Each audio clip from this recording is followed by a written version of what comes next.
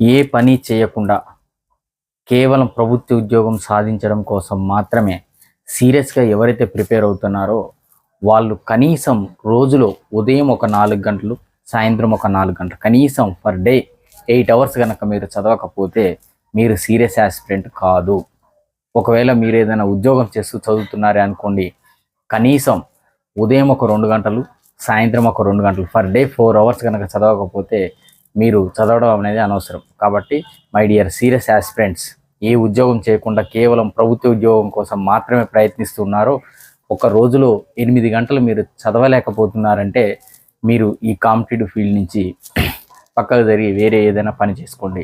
అదేవిధంగా ఏదైనా ఉద్యోగం చేస్తూ చదువుతున్న వాళ్ళు రోజులో కనీసం 4 గంటలు, అంటే మార్నింగ్ 2 అవర్స్, ఈవినింగ్ 2 అవర్స్ చదవలేకపోతున్నారంటే మీరు కాంపిటేటివ్ ప్రపంచం నుంచి పక్కకు జరగండి.